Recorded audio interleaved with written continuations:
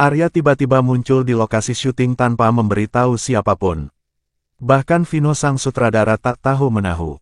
Laras dan Dava baru saja berhasil meredakan rumor pagi itu, namun sore harinya suami Laras datang. Tujuannya, tidak ada yang tahu. Apakah dia datang untuk menegaskan otoritasnya atau mencari penjelasan? Kehadiran Arya sungguh tak terduga. Sebagai pemilik Starlight Films, salah satu investor dalam The Roman Reverie, wajar saja jika ia mengunjungi lokasi syuting. Namun semua orang tahu bahwa Starlight Films hanyalah salah satu anak perusahaan grup Wiratama. Arya sendiri jarang terlibat dalam hal kecil seperti ini. Maka dari itu, kedatangannya dianggap pasti ada alasan lain. Semua mata beralih ke Laras tanpa sadar. Laras yang sebelumnya bercanda dengan para kru, kini menunjukkan ekspresi tenang namun dingin. Dia tahu alasan Arya datang dan sudah mempersiapkan dirinya. Arya tidak langsung mendekati Laras. Sebaliknya ia berjabat tangan dengan Vino terlebih dahulu, seolah-olah ini adalah kunjungan resmi. Tuan Vino, maaf atas kunjungan mendadak ini. Saya harap saya tidak mengganggu jalannya syuting, kata Arya dengan sopan meskipun auranya terasa tegang. Vino terkejut. Sebagai investor, Arya bebas datang kapan saja, tapi memilih datang hari ini setelah berita heboh tadi pagi. Pikiran Vino mulai dipenuhi kekhawatiran. Apa yang akan terjadi jika Arya dan Dava bertengkar di lokasi syuting? Sebagai sutradara, dia bingung harus mendukung siapa. Vino menyalami Arya sambil memaksakan senyum. Pak Wiratama, saya sangat tersanjung atas kunjungan Anda. Arya mengangguk kecil, tatapannya tajam ke arah Laras. Saya meminta asisten saya membeli kopi untuk semua kru. Saya rasa Anda bisa mengatur beberapa orang untuk membantu membawanya. Vino segera memerintahkan staf membantu lalu menawarkan, Pak Wiratama, cuacanya agak berangin. Maukah Anda menunggu di ruang tunggu? Arya menolak halus. Tidak perlu repot Tuan Vino. Silakan lanjutkan pekerjaan Anda. Saya datang untuk menemui Laras. Senyuman di wajah Vino langsung memudar. Arya memang datang untuk Laras. Vino hanya bisa berdoa agar tidak ada drama besar yang terjadi. Ketika Arya melangkah mendekati Laras, Dava muncul dari arah lain, jelas menuju ke tempat yang sama. Melihat dua pria besar ini mendekat bersamaan, Vino merasa frustasi lalu berbalik memutuskan untuk tidak ikut campur. Luna yang berdiri di samping Laras tampak panik. Dia mencengkeram lengan Laras dan berbisik, apakah semuanya akan baik-baik saja? Suamimu kelihatan marah. Apa kamu sudah menjelaskan soal kejadian tadi malam padanya? Laras tetap tenang, namun dalam hatinya dia juga kesal. Kenapa dia harus menjelaskan? Apakah Arya pernah menjelaskan hubungannya dengan Nadia? Arya mendekat dengan senyuman yang tampak dibuat-buat. Orang-orang di sekitarnya tahu betul bahwa senyuman itu tidak sampai ke matanya. Kenapa mukamu tegang? Tidak suka aku datang? Tanya Arya dingin. Kerumunan yang mengawasi menahan napas. Dari nadanya, Arya sepertinya tidak marah. Apakah mereka salah menilai? Apa yang kamu lakukan di sini? Tanya Laras datar tanpa menyembunyikan ketidaknyamanannya. Semua orang saling pandang. Ada apa dengan mereka? Bukankah seharusnya mereka pasangan yang harmonis? Senyuman Arya langsung menghilang. Sebelum dia sempat bicara, Dava tiba-tiba melangkah maju berdiri di antara Arya dan Laras. Arya menaikkan alis menatap Dava dengan dingin. Tuan Baker, apa maksud tindakan Anda? Dava memandang Arya dengan waspada. Aku harus bertanya hal yang sama. Apa yang ingin kau lakukan? Arya tertawa dingin. Aku di sini untuk menemui orangku. Apa urusanmu? Atau mungkin kamu lupa bahwa dia adalah istriku? Kata-kata Arya memicu ketegangan. Mereka berdua saling menatap tajam seolah siap bertarung kapan saja. Arya, berhenti membuat keributan. Laras akhirnya berkata lalu menarik lengan Dava untuk menenangkannya. Dava enggan pergi, tetapi Laras menenangkannya dengan tatapan tegas. Setelah berpikir sejenak, Dava akhirnya mundur. Setelah Dava pergi, Arya mendekati Laras dan berbicara dengan nada dingin, kau benar-benar berani Laras. Apa kau lupa siapa dirimu? Laras mengerutkan kening tetapi tetap berdiri tegak, tatapannya tidak menunjukkan rasa takut. Arya, apa yang sebenarnya kau inginkan? Arya menatapnya dengan tajam, matanya penuh kemarahan yang ia tahan sejak lama. Laras melepaskan tangan Arya dari dirinya dan melihat sekeliling. Semua orang sedang menikmati kopi, tetapi mereka jelas mencuri pandang, memperhatikan sisi mereka. Tidak ingin menciptakan keributan lebih besar, dia menurunkan suaranya. Mengapa kamu membuat keributan di sini? Pergi jauh-jauh. Arya mendengar kata itu dengan sinis. Keributan. Dia merasa kata itu tidak adil untuknya. Apakah dia yang menyebabkan keributan? Apakah salah seorang suami ingin meminta penjelasan ketika istrinya menghabiskan waktu larut malam dengan pria lain? Laras, apakah menurutmu ini adil untukku? Laras tertegun. Pertanyaan itu membuatnya kosong. Adil, ketidakadilan apa yang dia maksud?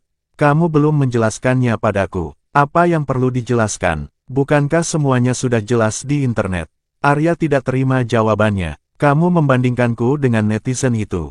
Memangnya kenapa? Apa lagi yang perlu dijelaskan? Ada banyak hal yang harus dijelaskan.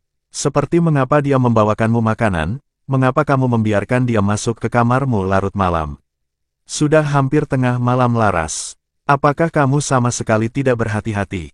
Arya tahu Laras bukan tipe orang yang akan mengkhianatinya. Meski ia mengklaim ingin bercerai, ia tetap percaya padanya. Namun yang membuatnya marah adalah waktu dan keadaan yang tidak pantas. Terlebih, pria itu adalah Dava, seseorang yang dia tahu punya niat terhadap Laras. Kamu tahu dia tertarik padamu kan? Namun kamu tetap membiarkan dia masuk. Apa aku harus percaya bahwa kamu juga tertarik padanya? Laras mendengarkan dengan ekspresi datar. Arya, Dava tidak sepertimu. Jangan mengukur dia dengan pikiranmu sendiri. Arya tertawa sinis mendengar jawabannya. Oh, jadi dia pria suci sekarang. Baiklah, aku kotor ya. Mau tahu seberapa kotor pikiranku? Arya melangkah mendekat, mendadak menghapus jarak di antara mereka. Tatapan predatornya membuat Laras refleks mundur. Apa yang ingin kamu lakukan? Tanyanya, panik. Apa menurutmu? Arya menarik Laras ke dalam pelukannya, menunduk ke telinganya dan berkata dengan dingin, kalau kamu tidak mau masalah ini diperbesar, patuhi aku. Ikut aku pulang. Laras mencoba melepaskan diri, tapi kekuatan Arya terlalu besar. Pulang kemana? Ke hotel, kamarmu. Tidak, Arya menyipitkan matanya mengancam. Laras tahu menolak hanya akan memperburuk keadaan. Dia mencoba bersikap tenang dan berkata, aku masih harus syuting. Ada adegan malam yang penting hari ini, semuanya sudah disiapkan. Aku tidak bisa pergi. Arya terdiam, matanya memperhatikan ekspresi Laras dengan seksama. Akhirnya dia berkata, kalau begitu aku akan menunggumu sampai selesai. Laras tertegun. Mengapa kamu menungguku? Kamu tidak akan kembali malam ini. Tentu saja tidak. Kamu belum menjelaskannya padaku. Aku sudah bilang tidak ada yang perlu dijelaskan. Bagaimana dengan pekerjaanmu di perusahaan? Kamu tidak akan bekerja besok. Wiratama Group tidak akan runtuh hanya karena aku libur 2 hari. Cepat selesaikan pekerjaanmu, aku akan menunggumu di ruang tunggu. Arya pergi ke ruang tunggu setelah Vino menuntunnya, meninggalkan Laras dengan wajah penuh frustrasi. Adi mendekat dengan membawa kopi dan menyerahkannya pada Laras. Nyonya, minum kopi ini untuk menenangkan diri. Laras menatap Adi dengan tajam. Apakah tidak ada hal penting yang harus dia urus di perusahaan akhir-akhir ini? Adi terkejut mendengar pertanyaan itu. Apa maksud istri Pak Wiratama? Apakah dia berniat menjauh dari dunia hiburan dan terjun ke dunia bisnis? Berusaha menafsirkan maksud Laras, Adi menjawab dengan hati-hati, Pak Wiratama memang sibuk, tapi dia meminta semua jadwalnya ditunda demi 2 hari ini. Laras menghela napas. Ia tahu Arya keras kepala. Dengan nada dingin ia berkata, aku mengerti. Bawa kopinya ke ruang tunggu untuknya. Adi pergi dengan kopi itu, membawanya ke Arya di ruang tunggu. Saat melihat kopi itu, Arya bertanya dengan dingin, dia tidak meminumnya. Adi menjawab hati-hati, Nyonya meminta saya memberikannya padamu Pak. Sebenarnya dia sangat memikirkanmu. Arya mendengus mengabaikan kopi itu. Setelah selesai syuting, Laras kembali ke kamarnya. Dia tahu Arya akan mengikutinya, dan benar saja, pria itu tidak membuang waktu. Laras tidak sempat berkata apa-apa ketika Arya menariknya masuk ke kamar, menutup pintu, dan mendorongnya ke tempat tidur. Arya, apa yang kamu lakukan? Laras meronta panik. Apa yang aku lakukan? Tentu saja aku hanya menuntut apa yang seharusnya menjadi milikku. Arya menunduk, menatapnya dengan tatapan penuh emosi. Arya, aku akan menjelaskan. Lepaskan aku dulu. Namun Arya sudah melewati batas toleransinya. Sudah terlambat untuk menjelaskan. Kali ini aku tidak akan membiarkanmu pergi begitu saja. Laras berusaha melawan, tetapi dia tahu perlawanan fisiknya tidak akan berarti apa-apa. Arya menarik tangannya ke atas, mengikatnya dengan dasi hitamnya, dan menunduk menangkap bibirnya dengan kasar. Laras hanya bisa menahan air mata yang mulai menggenang di matanya, tahu bahwa tidak ada lagi jalan keluar dari situasi ini. Luna mencoba menghubungi Laras melalui WhatsApp, namun tidak ada balasan. Melihat kursi kosong di sebelahnya, rasa khawatir mulai menghampirinya. Kenapa Laras belum juga datang? Biasanya dia datang lebih awal, ujar Emma yang duduk di belakang Luna sambil melirik ke depan. Suaminya datang kemarin, jadi mungkin dia ingin menghabiskan waktu lebih lama bersamanya. Jangan ganggu dia, balas Luna santai. Aku tidak mengganggunya, aku hanya khawatir, gumam Emma sambil mengawasi Luna yang tampaknya hendak menelepon Laras. Namun sebelum Luna sempat menekan tombol panggil, Vino masuk dan mengumumkan sesuatu. Kami mengubah jadwal hari ini. Adegan sore akan kita syuting lebih dulu. Luna mengernyit. Pak Vino, kenapa jadwal tiba-tiba diubah? Laras mengambil cuti. Dia tidak akan bisa datang pagi ini, mungkin juga tidak di sore hari, jawab Vino singkat sebelum berbalik pergi. Pagi tadi, Arya menelepon Vino dan memberitahu bahwa Laras tidak akan hadir. Awalnya Vino menolak karena jadwal sudah ditentukan, namun akhirnya menyerah dan mengatur ulang syuting. Di ruang rias, bisikan mulai terdengar. Gosip beredar dengan cepat, suami Laras datang kemarin malam, dan kini ia mengambil cuti. Jelas ada sesuatu yang terjadi. Dava yang tengah memegang skrip tampak tegang. Jari-jarinya gemetar menunjukkan emosinya yang sulit disembunyikan. Laras terbangun dalam keadaan lelah dan tubuhnya terasa nyeri. Kamar itu masih gelap, tirai tertutup rapat, hanya ada secercah cahaya dari kamar mandi. Sudah bangun, suara Arya terdengar di sampingnya, membuat Laras terlonjak kecil. Dia tidak menjawab, ingatan tentang apa yang terjadi semalam menghantamnya seperti gelombang pasang. Arya bagai singa yang marah, mendominasi tanpa ampun, menolak memberikan ruang untuknya bernafas atau melarikan diri. Arya bergerak mendekat, memeluknya lembut. Maaf, aku terlalu terbawa emosi. Jangan marah oke. Tubuh Laras gemetar di dalam pelukannya, tapi dia tetap diam. Arya menghela napas, menggenggam pergelangan tangannya dan dengan lembut mengelus lingkaran merah yang ditinggalkannya tadi malam.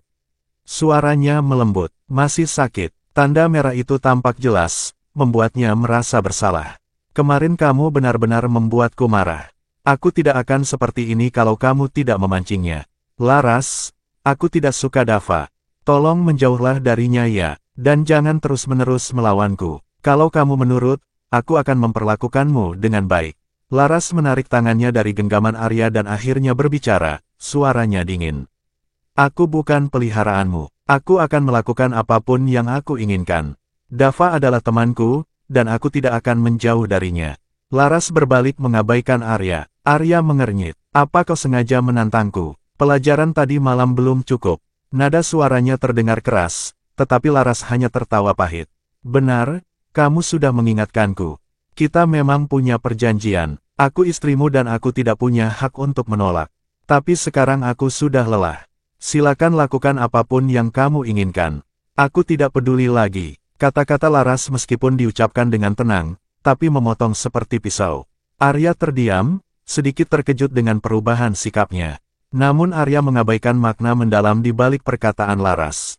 Baginya, wanita ini tetap miliknya, dan hanya dia yang berhak memutuskan segalanya. Sudahlah, jangan bicara hal-hal yang menyakitkan. Aku akan menyiapkan mandi air hangat untukmu. Itu akan membuatmu merasa lebih baik, ujar Arya sebelum bangkit menuju kamar mandi. Cahaya terang dari kamar mandi menerangi ruangan saat dia menyalakan lampu. Laras yang terbiasa dengan kegelapan, menutup matanya sejenak. Tatapannya tertuju pada pergelangan tangannya yang memar, disusul tanda-tanda di lengan dan tubuhnya. Dia hanya bisa bersyukur bahwa musim dingin memungkinkannya menyembunyikan semua itu di balik pakaian tebal. Airnya sudah siap, aku akan membantumu, kata Arya kembali berjalan ke arahnya untuk mengangkatnya. Tidak perlu, ujar Laras dingin, membungkus dirinya dengan handuk sebelum mencoba turun dari tempat tidur. Namun tubuhnya terlalu lemah, membuatnya hampir terjatuh. Arya dengan cepat menangkapnya. Jangan keras kepala, aku akan membantumu, katanya sambil mengangkatnya ke dalam pelukannya. Laras menunduk, matanya sedikit memerah. Dalam hatinya dia hanya merasa marah dan lelah. Ini semua salahnya. Dan sekarang dia masih ingin bersikap seolah-olah peduli. Setelah membantu Laras masuk ke kamar mandi, Arya berkata, "Aku akan pesan makanan. Ada yang ingin kamu makan?" Laras tidak menjawab, dia mengabaikannya. Arya menghela napas dan pergi ke ruang tamu. Begitu dia pergi, Laras bergegas menyelinap keluar dan mengenakan pakaiannya. Namun saat dia sedang memakai celana panjang, pintu kamar mandi terbuka. Arya berdiri di sana dengan tatapan penuh percaya diri. "Laras, apa kau sudah selesai?" Tanyanya tersenyum tipis. Laras segera memeluk tubuhnya sendiri. "Keluar, jangan masuk ke sini." Arya tertawa pelan, matanya menatap Laras yang tubuhnya penuh bekas luka semalam. "Kita sudah menikah, Laras. Tidak perlu malu seperti ini."